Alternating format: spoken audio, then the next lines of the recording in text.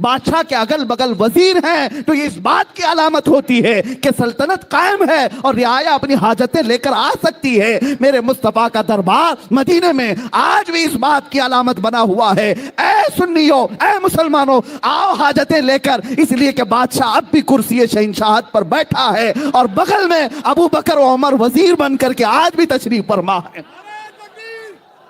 مسلمان کسی بزدل قوم کا نام نہیں ہے، مسلمان اس قوم کا نام ہے جس کو اقبال نے کہا یہ فاقہ کش موت سے ڈرتا نہیں ذرا، روح محمدی اس کے بدن سے نکال دو۔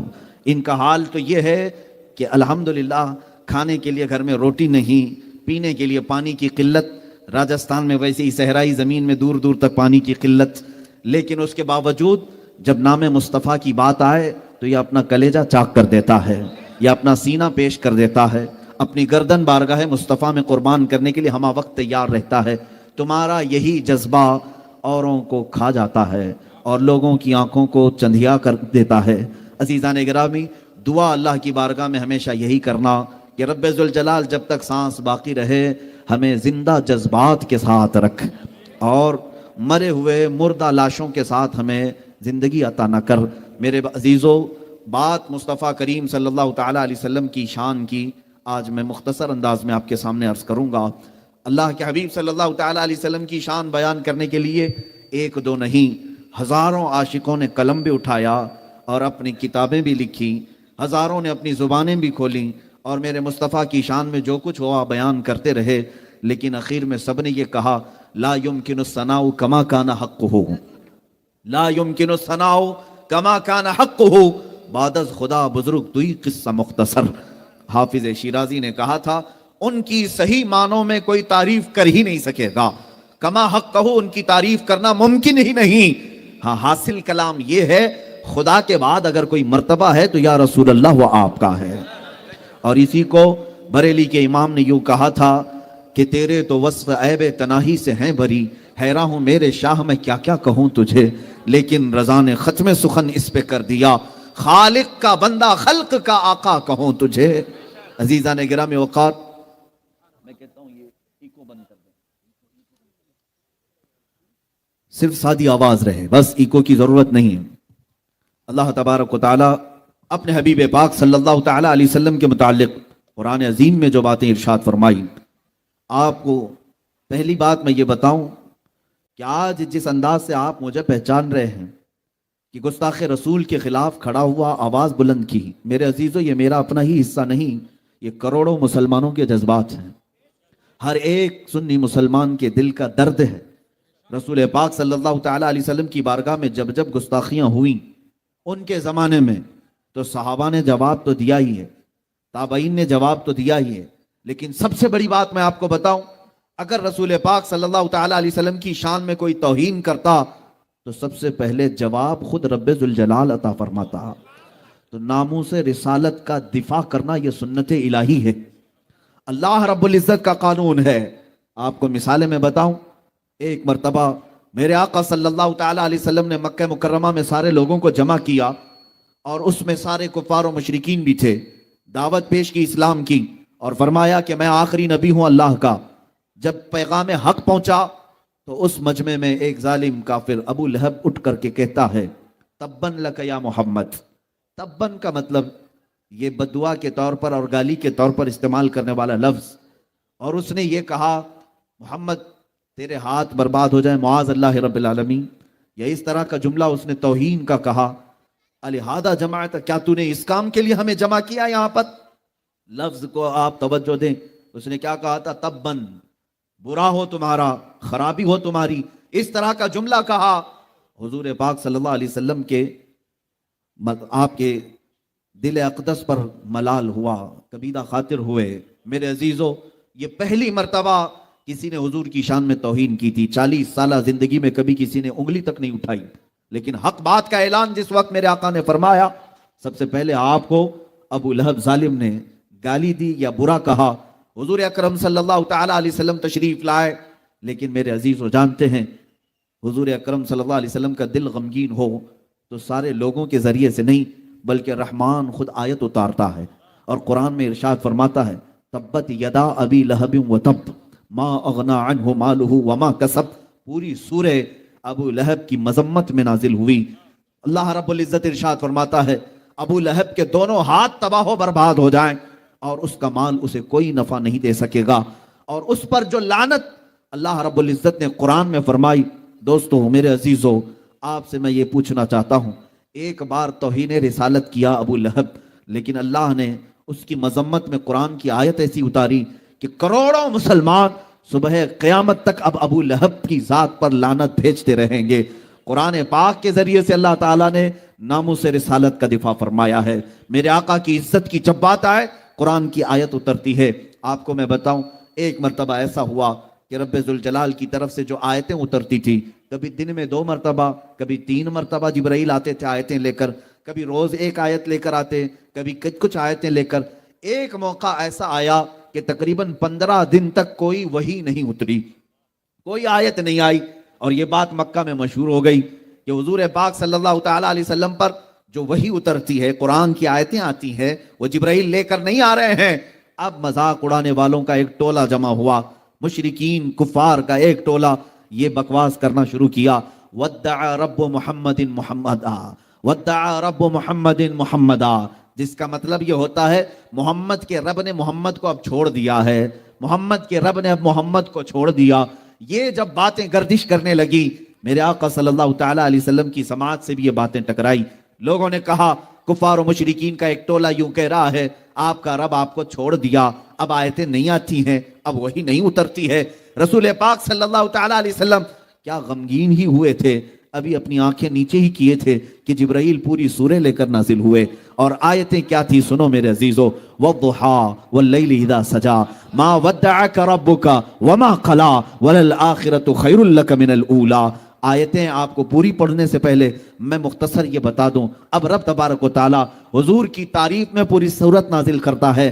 ارشاد فرمایا جاتا ہے آپ کے چہرے والضحیٰ کی قسم، آپ کے چمکنے والے چہرے کی قسم، آپ کی چمکتی ہوئی کالی زلفوں کی قسم، ما ودعک ربک وما قلا، آپ کے رب نے نہ آپ کو چھوڑا ہے اور نہ کچھ کم کیا ہے، وَلَلْآخِرَةُ خَيْرٌ لَكَ مِنَ الْأُولَىٰ، اے محبوب آپ کی ہر آنے والی گھڑی پچھلی گھڑی سے کئی درجے بہتر ہے۔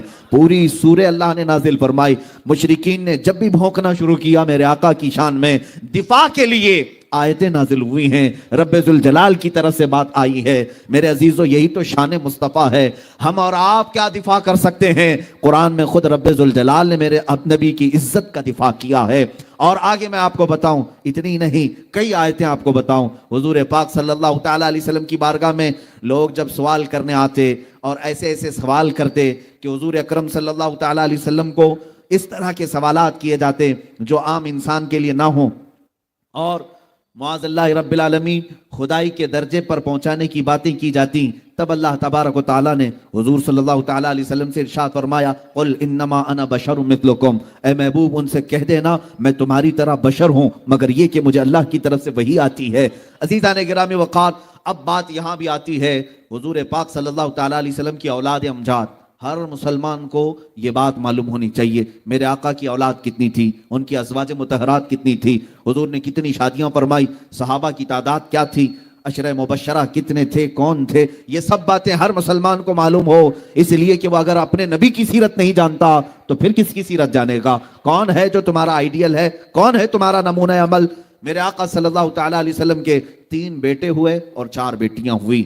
بیٹوں میں تینوں بیٹے ابتدائی زندگی میں انتقال فرما گئے، یہاں تک کہ 6 مہینے سے زیادہ کوئی بھی بیٹے آپ کے باحیات نہ رہے، حضرت عبداللہ، حضرت قاسم، حضرت ابراہیم۔ اخیر میں حضرت ابراہیم کا انتقال ہوا جب ان کی عمر 6 مہینے سے بھی کم کی تھی۔ اب میرے آقا صلی اللہ علیہ وسلم کے بیٹوں میں کوئی باحیات نہ رہے، بیٹیاں زندہ رہیں، حضرت زینب، حضرت رقیہ، حضرت ام کلثوم اور سیدہ کائنات سیدہ فاطمہ الزہرا رضوان اللہ علیہن اجمعین، یہ چاروں بیٹیاں باحیات تھیں۔ اب سنیے، جب حضور کے 3 بیٹوں کا انتقال ہوا، جاہلانہ رسم و رواج اگر ہمارے ہاں پنپ رہی ہے تو وہ بھی سمجھ لیں۔ بعض لوگ یہ سمجھتے ہیں کہ بیٹا نہ ہو تو نسل کیسے چلے گی، بیٹا نہ ہو تو وراثت کیسے تقسیم ہوگی، وارث کون بنے گا؟ یہ جہالت کی باتیں چھوڑ دو، یہی مکہ کے کافروں نے باتیں بنائی۔ اور سب سے بڑی بات، ابو لہب نے آ کر کے یہ کہا کہ محمد اقطع ہے، ابتر ہے. ابتر کا مطلب ہوا جس کی نسل کٹ گئی, جس کی نسل ختم ہو گئی. ابتر لفظ, اقطع لفظ, اس نے کہا حضور اکرم صلی اللہ تعالی علیہ وسلم کو برا بھلا کہنے کے لیے, توہین رسالت کے لیے یہ جملہ استعمال کیا کہ آپ بیٹے تو سب ختم ہو گئے, اب کوئی بیٹا نہیں, نسل کہاں سے چلے گی, نسل کٹ گئی ہے.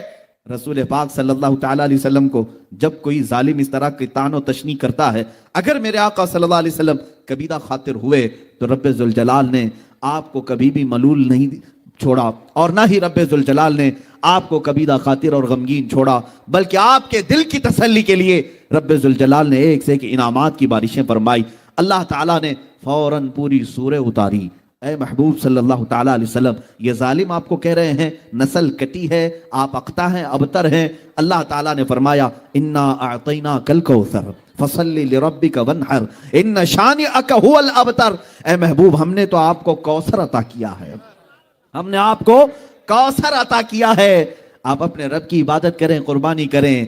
آپ کی نسل کٹی نہیں, آپ کے دشمن کی نسل کٹی ہوئی ہے. یہ رب ذوالجلال کی طرف سے اعلان ہوا, ان شانئک, اے محبوب بے شک آپ کا دشمن کٹی ہوئی نسل کا ہے. پتہ یہ چلا گستاخان رسول کے خلاف جواب دینا اور انہیں بات کرنا یہ سنت الہیہ ہے, یہ رب ذوالجلال کا قانون ہے. اللہ نے جو فرما دیا وہ حق ہے. اب سنیے, میرے مصطفیٰ کریم صلی اللہ علیہ وسلم کو گالی دینے والا, گستاخی کرنے والا, جس نے کہا تھا نسل کٹی ہوئی, ڈھونڈ کر کے نکالو پوری دنیا بھر میں ابو لہب کی اولاد کہاں ہے, ابو لہب کے بیٹے کہاں رہتے ہیں, اس کی وراثت کن میں تقسیم ہوئی. آپ ڈھونڈ کر کے نکالیں گے, کہیں آپ کو پتہ نہیں چلے گا اس کی اولاد کیا, اس کے پوتے پوتے اور نواسوں تک بھی اولاد نسل نہیں چل سکی, اولاد ہی ختم ہو گئی اور اس کا نام و نشان بھی مٹ گیا. ابو لہب کی جو موت ہوئی اس حالت میں ہوئی کہ اس کو سخت ترین بیماری لاحق ہوئی, یہاں تک کہ اس کو ایک گڑھے میں ڈال کر کے اس کے ہی بچوں نے پتھر اس پر ڈالے تھے, اتنے پتھر مارے گئے تھے کہ اس کا جسم پورا پتھروں سے لہولہان تھا, وہ خود مٹا, اس کی اولاد نہیں رہی. لیکن آؤ, میرے رب ذوالجلال نے میرے مصطفیٰ کی جو شان بیان کی, انا اعطیناک الکوثر, اس آیت کی تفسیر کے اعتبار سے آج ہندوستان نہیں, جے پور راجستھان نہیں, بلکہ دنیا کے کسی بھی کونے میں جاؤ رسول اللہ کی آل و اولاد کی خوشبو تمہیں ضرور نظر آئے گی. ہر جگہ سادات موجود ہیں, سید حضرات موجود ہیں. یہ کس کی نسل ہیں؟ یہ فاطمۃ الزہرا کی نسل آج پوری دنیا میں ہے, جن کو میرے آقا صلی اللہ علیہ وسلم نے اپنی اولاد فرمایا ہے. عزیزان گرامی, حضور کو کہنے والے کہ نسل کٹی ہے وہ خود کٹ گئے, مگر میرے مصطفیٰ کی نسل آج پوری دنیا میں جس طرح محفوظ ہے, کائنات میں کسی کی نسل اس طرح سے محفوظ نہیں. ایک بات یاد رکھیں, حضور کی جو نسل ہے آج, اس طرح کی پوری دنیا میں کسی اور کی نسل محفوظ نہیں. سادات کے شجرے محفوظ ہیں, ان کے نسب محفوظ ہیں, اور ان کی آل و اولاد, ان کے خاندان, ان کے تمام حسب و نسب آج بھی محفوظ ہیں. جاؤ سادات کی خانقاہوں میں, وہ سارے شجرے اور تاریخ لے کر بیٹھے ہیں. میرے عزیزوں, اسی کو تو کہا گیا حضور پاک صلی اللہ تعالی علیہ وسلم کی اولاد آج پوری کائنات میں ہے, اور یہی شان مصطفیٰ ہے جس کو اعلیٰ حضرت نے یوں کہا تھا, تیری نسل پاک میں ہے بچہ بچہ نور کا, تو ہے عین نور, تیرا سب گھرانہ نور کا. عزیزان گرامی, یہ شان مصطفیٰ ہے. جب کبھی کسی نے حضور کی ذات پر انگلی اٹھائی تو جواب کہاں سے آیا؟ خود خدائے قدیر و جبار کی طرف سے آیا. اللہ نے کبھی سورہ والضحیٰ اتاری, کبھی سورہ لہب اتاری, کبھی سورہ کوثر اتاری. اب کوثر کا معنی میں بیان کر کے حضور کی شان پاک کے چند آپ کے سامنے جھلکیاں رکھ دوں. کوثر کیا چیز ہے؟ کوثر کس کو کہتے ہیں؟ بعض لوگ یہی سمجھتے ہیں کوثر ایک نام ہے یا پھر حوض کوثر ہے. کوثر کی ہزاروں تعریفیں ہوئی اور اس کی کئی تفاسیر ہیں, کئی اس کے مفہومات بھی مفسرین نے بیان کی, لیکن جو حقیقت زیادہ راجح ہے وہ میں بتاتا ہوں. کوثر عربی کا لفظ ہے, اور عربی میں بلاغت ایک چیز ہے, یہ سارے لوگوں کے سمجھ میں نہیں آتی. عربی ایک ایسا لٹریچر ہے کہ ایک ایک لفظ آتا ہے 70 معنوں کے لیے. کبھی کبھار ایک ایک ایسے ورڈ ہیں جو 1000 معنی کے لیے استعمال کیے جاتے ہیں, اور عربی میں وسعت بہت ہے, ایک لفظ بول کر کئی معنی مراد لیے جا سکتے ہیں. اب کوثر کیا چیز ہے؟ اب میں آپ کو بتاتا ہوں. عربی میں ایک لفظ ہے کثیر. کثیر زیادہ کو کہتے ہیں. قلیل کا اپوزٹ کیا ہے؟ کثیر ہے. جیسے دن کا اپوزٹ رات ہے, سفید کا اپوزٹ بلیک ہے, کالا ہے. یہ اپوزٹ چیزوں کو میں بتا رہا ہوں. قلیل اگر کوئی چیز ہے تو تھوڑی ہے. تھوڑی چیز کو عربی میں کیا کہتے ہیں؟ قلیل. اور اس کا اپوزٹ کیا ہوتا ہے؟ کثیر. سمجھ میں آ رہی بات؟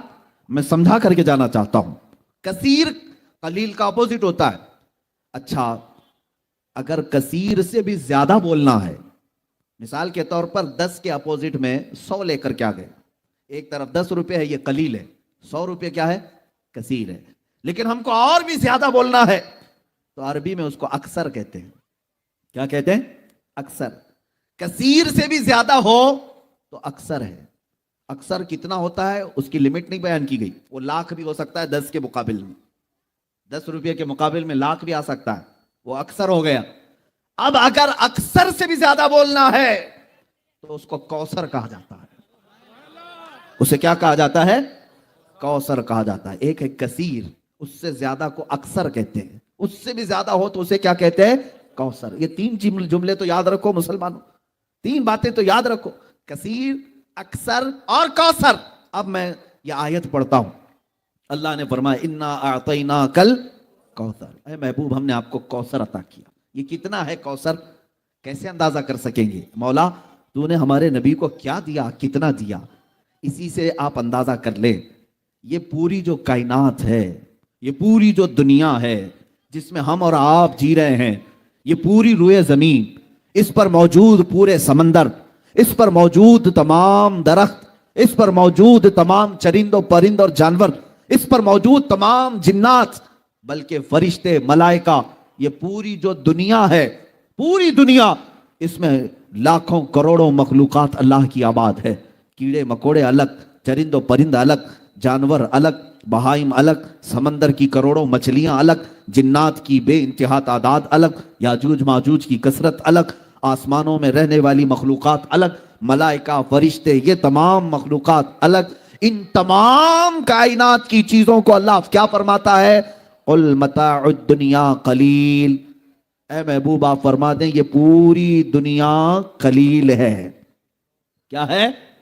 پوری دنیا کا سامان قلیل ہے. اس میں کروڑوں انسان بھی آ گئے، ہم بھی قلیل ہیں. پوری روئے زمین آ گئی، یہ بھی قلیل ہے. یہ سارے آسمان آ گئے، یہ بھی قلیل ہے. یہ ساری کائنات کے ہر ذرے اس میں آ گئے، یہ قلیل ہے. اب رب ذوالجلال ارشاد فرماتا ہے یہ پوری کائنات قلیل ہے. کیا ہے؟ قلیل ہے. اور اس کائنات سے اگر کچھ زیادہ ہونا چاہیے تھا تو وہ کثیر ہے، اور کثیر سے بھی زیادہ چاہیے تھا تو اکثر ہے، اور اکثر سے بھی زیادہ چاہیے تھا تو وہ کوثر ہے. اے محبوب ہم نے آپ کو یہ پوری کائنات میں موجود یہ قلیل نہیں دیا، اس سے تھوڑا زیادہ کثیر بھی نہیں دیا، اس سے زیادہ اکثر بھی نہیں دیا. اے محبوب ہم نے تو آپ کو کوثر دیا ہے، ہم نے آپ کو کوثر عطا کیا ہے. عزیزان گرامی وقار، یہ شان مصطفیٰ ہے. رسول پاک صلی اللہ تعالی علیہ وسلم کو اللہ فرما رہا ہم نے کوثر دیا ہے. اسی لیے شاعر نے کہا تھا حسن یوسف دم عیسیٰ ید بیضا داری، آنچ ہما خوباں دارند تو تنہا داری. اے رسول پاک آپ کو اللہ نے حسن یوسف بھی دیا ہے، اور حسن یوسف ید بیضا، حضرت موسیٰ علیہ السلام کا معجزہ ید بیضا بھی آپ کو دیا گیا، اور حضرت عیسیٰ علیہ السلام کی مسیحائی بھی دی گئی. اور پھر اخیر میں شاعر کہتا ہے وہ تمام خوبیاں جو انبیاء رکھتے تھے یا رسول اللہ وہ تنہا آپ کی ذات میں اللہ نے عطا کی. اور اسی کو اعلیٰ حضرت فرماتے ہیں ذات ہوئی انتخاب وصف ہوئے لاجواب، ذات ہوئی انتخاب وصف ہوئے لاجواب، نام ہوا مصطفیٰ تم پہ کروڑوں درود. میرے آقا صلی اللہ تعالی علیہ وسلم کی شان عظمت میں چند مثالیں عرض کرتے ہوئے آگے بڑھوں گا. سیدنا آدم علیہ السلام کو اللہ تعالیٰ نے صفی اللہ کا خطاب دیا، وہ اللہ کے صفی ہیں. آدم علیہ نبینا علیہ الصلوۃ والتسلیم کثرت بکا میں مشہور تھے، یعنی آپ کثرت سے رویا کرتے تھے. کافی سالوں تک آپ نے گریہ بزاری کی، اور یہ کثرت بکا میرے آقا صلی اللہ علیہ وسلم کو بھی عطا کی گئی. حضرت نوح علیہ السلام نجی اللہ کے خطاب سے سرفراز ہوئے، اور اللہ رب العزت کی بارگاہ میں نجابت آپ کو دی گئی، اور میرے آقا صلی اللہ علیہ وسلم کو رب ذوالجلال نے نجی بھی بنایا. حضرت ابراہیم علیہ السلام کو اللہ نے خلیل کہا، وہ خلیل اللہ ہیں، اللہ رب العزت کے خلیل ہیں. لیکن میرے عزیزو اللہ تعالیٰ نے اپنے حبیب مصطفیٰ کریم صلی اللہ علیہ وسلم کو حبیب اللہ بنایا. جو ان نبیوں کو صفات دی گئی وہ تمام تر صفات میرے آقا صلی اللہ علیہ وسلم کی ذات پاک میں عطا کی گئی. وہ تمام خوبیاں جو اللہ تعالیٰ نے پچھلے انبیاء کو دی وہ حضرت حضور اکرم صلی اللہ علیہ وسلم کو عطا کی. اب چند مثالیں میں آپ کے سامنے رکھ رہا ہوں. ایک ہے موسیٰ علیہ نبینا علیہ الصلوۃ والتسلیم. ان کے واقعات اکثر سنائے جاتے ہیں اور سنتے بھی ہیں آپ. سیدنا موسیٰ کلیم اللہ علیہ الصلوۃ والتسلیم کی ایک بات میں عرض کرتا ہوں. آپ کوہ طور پر جاتے ہیں اور عرض کرتے ہیں اے رب ذوالجلال میں تیرا دیدار کرنا چاہتا ہوں, میں تجھے کھلے آنکھوں دیکھنا چاہتا ہوں. قرآن پاک میں ہے ربی ارینی, اے اللہ تو مجھے اپنا دیدار کرا دے. اور اللہ کی طرف سے جواب آتا ہے لن ترانی, اے موسیٰ تو ہرگز مجھے نہیں دیکھ سکے گا. بار بار موسیٰ علیہ السلام نے اصرار کیا تو رب تعالیٰ نے پھر کس انداز میں بلایا فخلع نعلیک انک بالوادی المقدس طویٰ. اے موسیٰ اپنی چپلیں اتار دیں, اپنے نالین اتار دیں اور کوہ طور پر آئیں. کوہ طور مصر کی وادی سینا میں موجود ایک پہاڑی کا نام ہے. سیدنا موسیٰ علیہ السلام جب طور پر چڑھتے ہیں وہاں پر حکم کیا ہوتا ہے, قریب موجود ایک دوسری پہاڑی پر ایک درخت ہے, اس درخت پر آپ دیکھتے رہیں.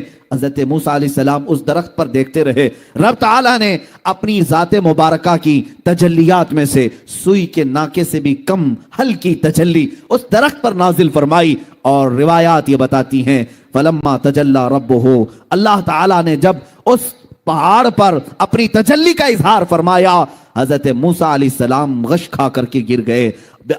سیدنا موسیٰ علیہ الصلوۃ والتسلیم غش کھا کر کے گر گئے اور پورا پہاڑ جل کر کے راکھ ہوا. آج بھی وہ پہاڑ جلا ہوا موجود ہے, ہم نے دیکھا ہے. اور اس درخت کا سایہ ہر پتھر پر پڑ گیا, پتھر کو 100 ٹکڑے کریں تب بھی اس درخت کا سایہ اس پتھر پر آج بھی نظر آتا ہے. یہ تھا سوئی کے ناکے کے برابر ہلکی تجلی جو رب ذوالجلال نے کوہ طور پر نازل فرمائی. ایک طرف موسیٰ علیہ السلام کو بلایا گیا, آپ نالین اتار کر کے آئیں اور پھر بہت ہلکی تجلی دکھائی گئی. اتنا ہی دیکھا اور حضرت موسیٰ علیہ السلام کھلے آنکھوں سے نہیں دیکھے, ابھی پلک جھپکتے ہوئے ہی آپ نے دیکھا تھا اور حالت یہ ہو گئی. اب سنیے, واپس موسیٰ علیہ الصلوۃ والتسلیم روئے زمین پر تشریف لاتے ہیں. جب آپ اپنی قوم کے پاس آتے ہیں فرمایا گیا اگر کوئی آنکھوں میں آنکھیں ڈال کر موسیٰ علیہ السلام کو دیکھ لیتا تو اس کی آنکھیں چلی جاتی تھی. آنکھوں میں اتنا نور تھا, اتنا جلال تھا. اور فرماتے ہیں موسیٰ علیہ السلام کی نگاہوں کی تاثیر اور دور بینی کا عالم یہ تھا کہ نہایت ہی سخت ترین رات کالے اندھیرے کے اندر حضرت موسیٰ علیہ السلام 3 میل دور یعنی تقریباً 4.5 کلومیٹر دور اگر رات کے وقت کسی کالے پتھر پر کالی چیونٹی رینگ رہی ہو موسیٰ علیہ السلام اسے آسانی سے دیکھ لیا کرتے تھے. سیدنا موسیٰ علیہ السلام 3 میل دور رات کے وقت پتھر پر رینگنے والی کالی چونٹی کو دیکھ لیا کرتے تھے.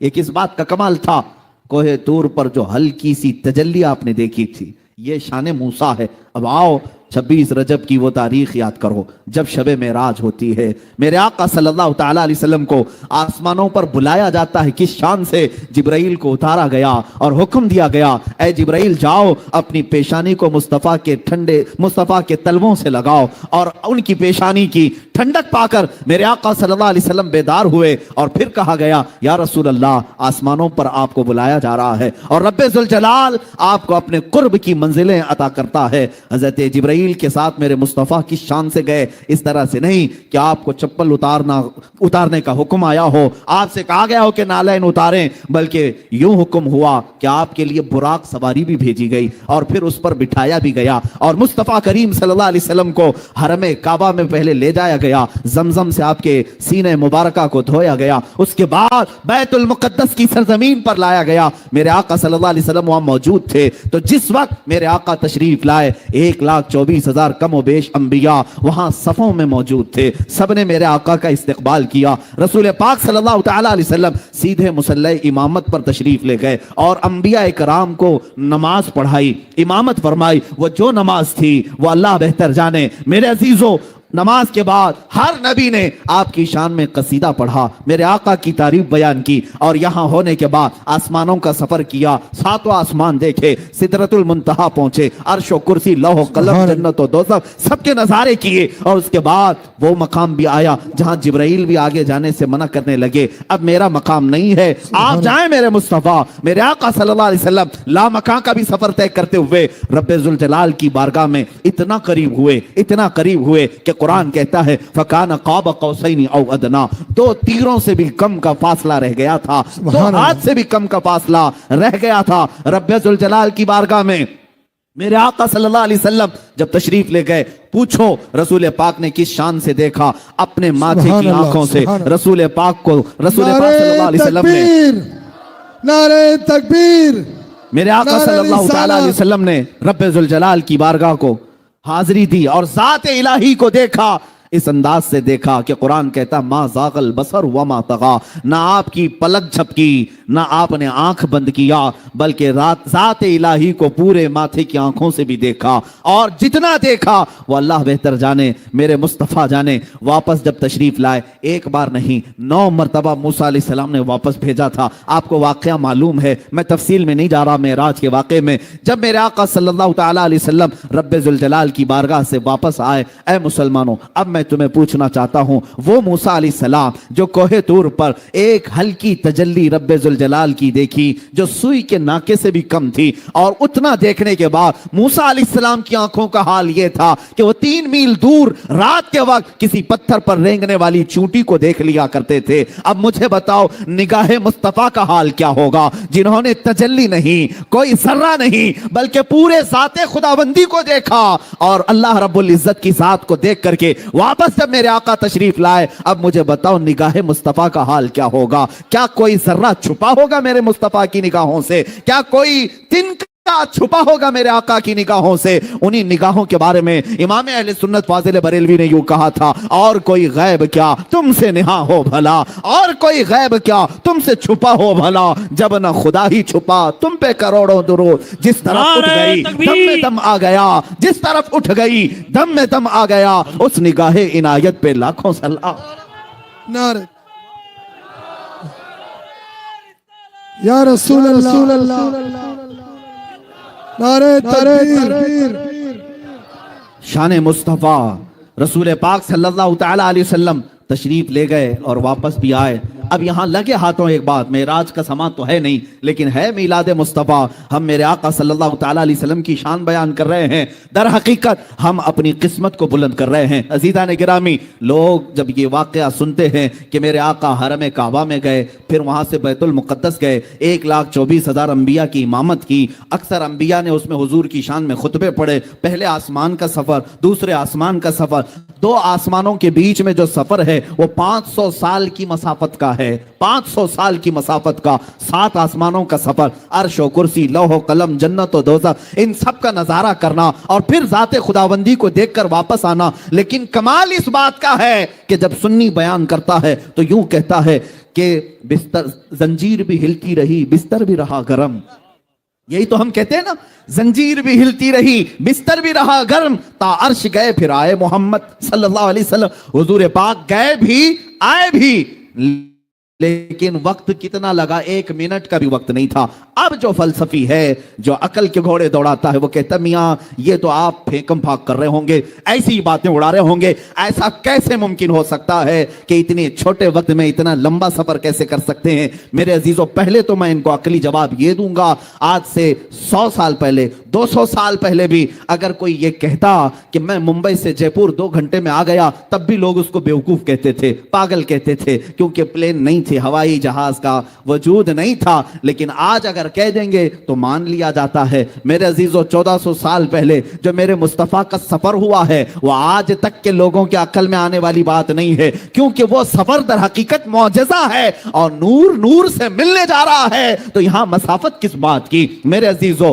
अब मैं जो बात अर्ज करने जा रहा हूं तवज्जो से सुने कि कैसे हुजूर गए भी आए भी, और कायनात का वक्त इतना ही रहा, कायनात में इतना ही वक्त था, 1 मिनट का भी वक्त नहीं लगा। बिस्तर भी गर्म था, दरवाजे की जंजीर भी हिल रही थी, जिससे आप वजू फरमा कर गए थे उससे कतरे भी अभी टपक रहे थे। इतने शॉर्ट पीरियड में इतना लंबा सफर कैसे मुमकिन? किसी दानिश्वर ने बड़े अच्छे अंदाज में एक मिसाल से समझाया था। आपको मैं भी बता देता हूं। अगर आपके हाथ में कोई वॉल क्लॉक हो, घड़ी हो, आप देखें घड़ी 2 सुइयों से चलती रहती है, कभी उसमें 1 बजे, कभी 2 बजे, कभी 3 बजे। आप एक काम करना, जब घड़ी में 12 बज जाएं तो उसको उठा लेना दीवार से और उसके पीछे से उसके सेल निकाल दें, उसकी बैटरी निकाल दें, थोड़ी देर के लिए अपने पास रखें। घंटा भर, 2 घंटे भर, 3 घंटे भर, 4 घंटे भर, 6 घंटे तक आप उस सेल को, बैटरी को अपने पास रखना। 6 घंटे के बाद उस घड़ी में वापस सेल डाल दीजिए, वापस बैटरी लगा दीजिए। मैं आपसे पूछता हूं, 12 बजे थे जब घड़ी में, तब आपने सेल निकाल लिया था, बैटरी निकाल लिया था। अब जब 6 घंटे के बाद बैटरी दोबारा डालेंगे, मुझे बताओ शाम के 6 बजे से घड़ी चलेगी या 12 बजे से चलेगी? सबको पता है 12 बजे से ही चलेगी। 6 घंटे ये ऑफ थी इसलिए कि बैटरी निकाल ली गई थी, सेल निकाल लिया गया था। मेरे अजीजों, ये मिसाल तुम्हारे जहनों को करीब करने के लिए अर्ज कर रहा हूं। जिस तरह घड़ी की सुइयां बैटरी निकालने से रुक जाती है, जब मेराज की शब थी, मौला रब्बे जुल जलाल ने जाने कायनात मुहम्मदुर रसूलुल्लाह को कायनात से बुलंद कर दिया था और इस कायनात से अपने दरबार में बुलाया था, तो जो निजाम यहां था वो जहां का था वहीं रुक गया। इसलिए कि हमारा यकीन तो ये है, ये कायनात पूरी रब्बे जुल जलाल ने मुस्तफा के सदके में बनाई है, मेरे आका के सदके में बनाई है। इसकी सुइयां जो कायनात की चलती हैं वो मुस्तफा की शान से चलती हैं, मेरे आका सल्लल्लाहु अलैहि वसल्लम की बरकत से चलती हैं। और जब रसूल पाक सल्लल्लाहु ताला अलैहि वसल्लम मेराज की शब न इस रुए जमीन पर थे और न इस कायनात में थे, वो आसमानों पर गए। अब हमें पता नहीं 500 साल के लिए गए थे या 5000 साल के लिए गए थे या 5 लाख साल के लिए गए थे, हमें पता नहीं। लेकिन इतना जरूर पता है कि जब वो जाने कायनात वापस तशरीफ लाए तो इस कायनात का टाइम और वक्त जहां रुका था वापस वहीं से चलने लग गया। इसी को इमाम अहले सुन्नत फाजिल बरेलवी ने यूं फरमाया था, वो जो न थे तो कुछ न था, वो जो न हो तो कुछ न हो। बात समझ में आ रही है? वो जो न थे तो कुछ न था, वो जो न हो तो कुछ न हो। अरे जान है वो जहान की और जान है तो जहान है, जान है तो जहान है। पहली बात ये समझ जाओ, मेरे आका सल्लल्लाहु ताला अलैहि वसल्लम रूहे कायनात हैं, असले कायनात हैं, मकसदे कायनात हैं। अगर मुस्तफ़ा करीम सल्लल्लाहु अलैहि वसल्लम ना हो तो फिर कायनात का कोई जर्रा भी नहीं। इकबाल ने क्या बेहतर अंदाज में इसको यूं अपने अशार में तरतीब देते हुए कहा था, हो ना ये फूल तो बुलबुल का तरन्नुम भी ना हो, चमने दहर में कलियों का तबस्सुम भी ना हो, हो ना ये साकी तो मैं भी ना हो, खुम भी ना हो, बज़्म तौहीद दुनिया में ना हो, तुम भी ना हो। खीमा अफलाक का इस्तादा उसी नाम से है, नबज़ हस्ती तपश आमादा उसी नाम से है। दश्त में दामन कोहसार में मैदान में है, मौज में बहर की आगोश में तूफान में है, चीन के शहर मराकश के बयाबान में है और पोशीदा हर मुसलमान के ईमान में है। वो मेरे मुस्तफा का नाम ही तो है जो इस कायनात को चला रहा है। इसीलिए आला हज़रत ने भी फरमाया है खलीलुल्लाह को हाजत रसूलुल्लाह की। हम आगे कहते हैं सफीउल्लाह को हाजत रसूलुल्लाह की, है नजीयुल्लाह को हाजत रसूलुल्लाह की। एक बात याद रखना, ब मुस्तफा बरसा खैश के दी हम आवोस, अगर बउन रसीदी तमाम बुलहबी, अपने आप को नबी के कदमों तक पहुंचा दे, इसी का नाम दीन है। और अगर वहां तक नहीं पहुंच सका तो पूरी जिंदगी अबू लहब की तरह है। हुजूर पाक असले कायनात, जाने कायनात, रूह कायनात। अब मेरे आका की एक शान और भी बयान कर दूं। मेरे अजीजों, हमारा ये जलसा, यहां जो रौनक लगी हुई है, इसी के चलते हुए, इसी को मिसाल में रखते हुए अर्ज करता हूं। आप महसूस करते हैं कि यहां पर दुनिया का एक दस्तूर है। ये स्टेज आपने सजाया, सुबह से हो सकता है सजा रहे होंगे, वॉलंटियर यहां पर तरतीब दे रहे होंगे, यहां पर बहुत सारे कारकुनान मेहनत कर रहे होंगे, फूल लगाए, स्टेज सजाए।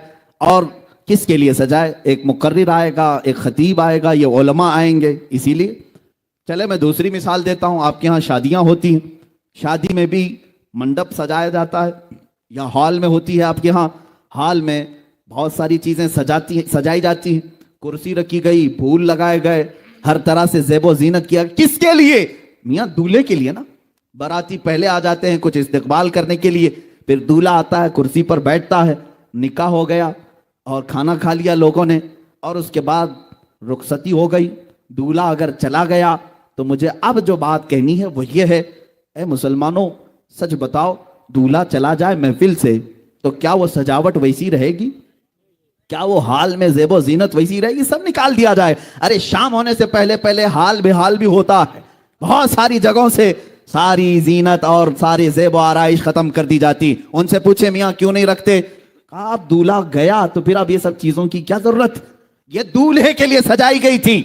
दूल्हा आया, निकाह भी हुआ और चला गया, अब हम ये सारी लाइटिंग निकाल देते हैं, फूल निकाल देते हैं, कुर्सी हटा देते हैं। ये दुनिया का दस्तूर है। दूल्हा आने से पहले सजाया गया और दूल्हे के जाने के बाद हटाया गया, यही चलता है। अब मैं आपको बताऊं, हदीस पाक की रोशनी के मुताबिक अल्लाह रब्बुल इज्जत ने इस पूरी कायनात में पहले जमीन को बिछाया, फिर आसमान का छत ताना और दरख्तों के कुमकुमे लगाए गए, सितारों से जगमगाया गया, चांद और सूरज को लाइटिंग में भेजा गया और 1,24,000 नबियों को बाराती बनाकर भेजा गया। ये सारा निजाम मेरे मुस्तफ़ा की आमद के लिए हो रहा था। ये सारा निजाम रसूल पाक की आमद के लिए चल रहा था। इसीलिए तो हजरत इदरीस भी कहते हैं मैं असल नहीं, मेरे बाद एक नबी आने वाले। मूसा भी कहते हैं मैं असल नहीं, मेरे बाद एक नबी आने वाले। ईसा भी कहते हैं मैं असल नहीं, मेरे बाद नबी आने वाले हैं। सारे लोगों ने कहा कि मुस्तफ़ा आने वाले हैं। वो सब बराती के तौर पर हुजूर पाक की आमद का इंतजार करते हुए अंबिया आए। मेरे अजीजों, ये जमीन का फर्श और बिछोना, या आसमान का छत और ये दरख्तों के कुमकुमे, ये समंदरों का लहलहाना, ये खूबसूरतियां, तारों का जगमगाना, चांद और सूरज का झिलमिलाना, ये सारी चीजें मेरे मुस्तफा की आमद के लिए थी। अब बात मैं आपको बता रहा हूं, रब्बे जुल जलाल ने फरमाया लौला का लमा खलक़तु दुनिया वला फलाक वल अर्दी। ऐ महबूब, अगर आपको पैदा करना ना होता, न मैं आसमानों को बनाता, न जमीनों को बनाता और ना ही दुनिया को बनाता। ये सब चीजें ए रसूल आपके लिए बनाई गई। अब हम समझते हैं मेरे मुस्तफा के लिए बनाई गई। जमीन बिछाई गई, आसमान का छत ताना गया, ये सब सितारे झिलमिला रहे हैं। अब मैं ये कहना चाहता हूं, वो दूल्हा 12 रबीउल अव्वल शरीफ को पीर के दिन जलवा फरोज हुआ और मदीना तैयबा में रूपोश भी हुआ। 63 साल की जिंदगी मुस्तफा करीम सल्लल्लाहु अलैहि वसल्लम ने जाहिरी तौर पर तमाम इंसानों के सामने गुजारी और उसके बाद जब मेरे आका तशरीफ ले गए, अब मैं ये कहना चाहता हूं मेरे अजीजों, दुनिया का तो दस्तूर ये है कि दूल्हा चला जाए तो कुर्सी हटा दी जाती है, दूल्हा चला जाए तो ज़ेबो जीनत खत्म कर दी जाती है और लाइटिंग हटा दी जाती है, फूल निकाल लिए जाते हैं। मैं ये पूछता हूं, अगर मुस्तफा करीम सल्लल्लाहु अलैहि वसल्लम की आमद के लिए कायनात सजाई गई थी, जमीन और आसमान सजाए गए थे, सितारे और चांद और सूरज बिछाए गए थे, तो अब मैं ये पूछता हूं, मुस्तफा अगर चले गए तो ये सब चीजें अभी बाकी क्यों है? ये जमीन अभी क्यों है? ये आसमान क्यों है? ये तारे अभी क्यों चमक रहे हैं? ये चांद क्यों झिलमिला रहा है? ये सूरज अभी क्यों चमक रहा है? ये सारी चीजें ऐ मुसलमानों, इन अशिया से अगर तुम पूछोगे तो ये बबांगे दुहल कहेंगे, सूरज भी कहेगा, चांद भी कहेगा, तारे भी कहेंगे, जमीन और आसमान भी कहेंगे। ऐ अकल के अंधे, जरा आंख खोल और देख, दूल्हा गया नहीं, रूपोश हुआ है, सल्तनत उसकी महशर तक कायम है। वो दूल्हा सिर्फ रूपोश हुआ है, यही तो सुन्नियों का अकीदा है। तू जिंदा है वल्लाह, तू जिंदा है वल्लाह, मेरी चश्मे आलम से छुप जाने वाले, चमक तुझसे पाते हैं सब पाने वाले। या रसूल अल्लाह, मेरा दिल भी चमका दे चमकाने वाले। अज़ीज़ान गिरामी, ये है शान मुस्तफ़ा। आप, ये हमारा मुस्कुराना, ये हमारा चहचहाना, ये सब मुस्तफ़ा की बदौलत है, उन्हीं की बरकत है। ये ज़मीन जो बाकी है मेरे मुस्तफ़ा के नाम से बाकी है। और दूसरी बात ये भी मैं बता दूं, बाज़ लोगों को दलील के तौर पर नहीं बल्कि उनको समझाने के लिए, बादशाह हुजूर सल्लल्लाहु ताला अलैहि वसल्लम को हम बादशाह आज़म कहते हैं। आज भी अगर हमारे दिलों पर किसी की हुकूमत है तो वो सिर्फ सल्तनत मुस्तफ़ा है। मेरे आका सल्लल्लाहु ताला अलैहि वसल्लम को, हाँ एक बात ये भी, किसी ने हुजूर मुफ्ती आजम हिंद रज़ी अल्लाह ताला अन्हु मिंबर पर बैठे हुए थे, तकरीर के दौरान कहा कि मौजूदा सरकार ऐसी है, मौजूदा सरकार, गवर्नमेंट को सरकार कहते हैं, आपने बरजस्ता कहा सरकार का लफ्ज इस्तेमाल ना करें, यह गवर्नमेंट हो सकती है, सरकार सिर्फ मदीने वाले ताजदार का नाम है। मेरे आका सल्लल्लाहु ताला अलैहि वसल्लम को हम सरकार का लफ्ज इस्तेमाल करते हैं। अजीजान गिरामी, जुमले बदलो, और आज भी अगर हुकूमत हमारे सीनों पर किसी की है, वो मेरे मुस्तफ़ा करीम सल्लल्लाहु अलैहि वसल्लम की। देखिए आप, 14 सदियां बीत गई, हमने हुजूर पाक सल्लल्लाहु ताला अलैहि वसल्लम का जमाना नहीं पाया और ना ही उनके जमाने में उनके दीदार से मुशर्रफ हुए, लेकिन 14 सदियां गुजरने के बाद भी आज भी अल्हम्दुलिल्लाह हमारे घर के हर बच्चे में यह जज्बा मौजूद है। नाम लेकर के तो देखो बच्चा गर्दन देने को तैयार है। ये मोहब्बत, ये इताअत किसके साथ हो सकती है? बादशाह के साथ हो सकती है, और वो भी ऐसा बादशाह जो सिर्फ सरों पर हुकूमत नहीं करता, दिलों पर हुकूमत करता है। और आला हज़रत ने यही तो कहा था, हुस्न यूसुफ पे कटी मिस्र में अंगुष्ठ ज़ना, हुस्न यूसुफ पे कटी मिस्र में अंगुश्ते जना, सर कटाते हैं तेरे नाम पे मर्दाने अरब।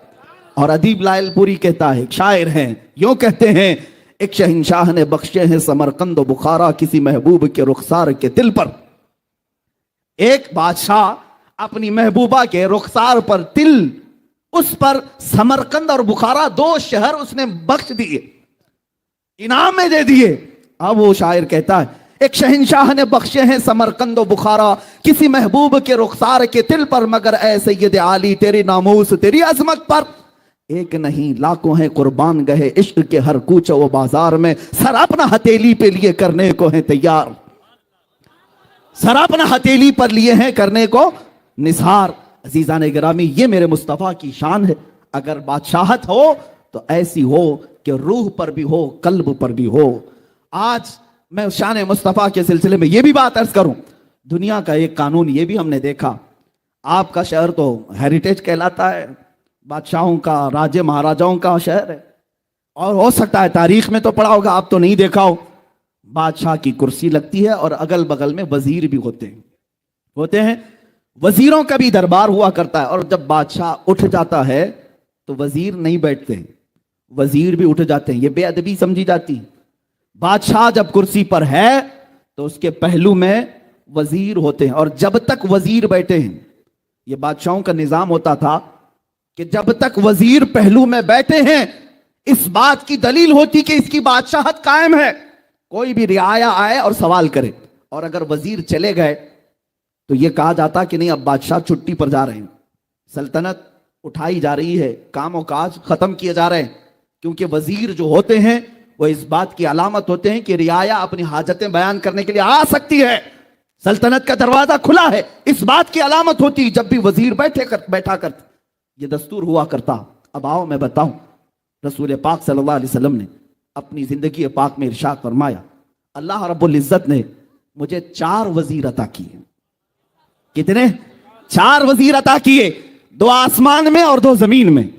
आसमान के मेरे वजीर जिब्राइल और मीकाइल हैं, और जमीन पर मेरे 2 वजीर अबू बकर और उमर हैं। आप सारी हदीसें पढ़ना, हदीस के रावी यही कहते हैं, मुस्तफ़ा आए, अबू बकर और उमर साथ में आए। हुजूर पाक सल्लल्लाहु अलैहि वसल्लम मुस्कुराए, अबू बकर उमर पहलू में थे। यही हदीसों में अक्सर आपको मिलेगा। कोई महफिल ऐसी नहीं मिलती जहां हजरत अबू बकर और हजरत उमर ना हो। हुजूर पाक सल्लल्लाहु अलैहि वसल्लम के साथ हर महफिल में हाजिर बाश। मेरे अजीजों, ये हम सुन्नियों का अकीदा भी है, और हमारा ये विजदान कहता है वो रसूल पाक सल्लल्लाहु ताला अलैहि वसल्लम शहंशाह कौनैन है, बादशाह आजम है। जब मदीने की धरती पर थे तो अबू बकर व उमर रदियल्लाहु अन्हुमा वजीर की तरह आपके साथ साथ रहते। लेकिन जब मेरे मुस्तफ़ा करीम सल्लल्लाहु अलैहि वसल्लम इस दारे फानी से कूच फरमा गए, रहलत फरमाए, और वो बुक़ाए नूर जिसमें मेरे आका आज आराम फरमा है, रोज़ा रसूल गुंबद खतरा के नीचे जहां मेरे आका आराम फरमा है, मेरे आका के विसाल के बाद तरतीब तो देखें, हुजूर के पहलू में पहली मर्तबा, हुजूर के बाद अगर कोई दफन होता है तो अबू बकर सिद्दीक दफन होते हैं। चंद सालों के बाद दूसरा अगर कोई दफन होता है तो हजरत उमर दफन होते हैं। और कोई नहीं दफन हुआ, हुजूर की ज़ौजा हजरत आयशा कहती है, मैं दफन होना चाहती थी, ये जगह मैंने अपने लिए रखी थी, लेकिन अल्लाह की मर्जी ये थी कि हजरत उमर ही वहां दफन हो, और उसके बाद वो दीवार बंद कर दी गई। अब उस हुजरा पाक में मेरे आका आराम फरमा है, और पहलू में अबू बकर व उमर आराम फरमा है। अब बादशाह के अगल बगल वजीर हैं तो ये इस बात की अलामत होती है कि सल्तनत कायम है और रियाया अपनी हाजतें लेकर आ सकती है। मेरे मुस्तफा का दरबार मदीने में आज भी इस बात की अलामत बना हुआ है। ऐ सुन्नियों, ऐ मुसलमानों, आओ हाजतें लेकर, इसलिए कि बादशाह अब भी कुर्सी शहंशाहत पर बैठा है और बगल में अबू बकर और उमर वजीर बनकर के आज भी तशरीफ फरमा है।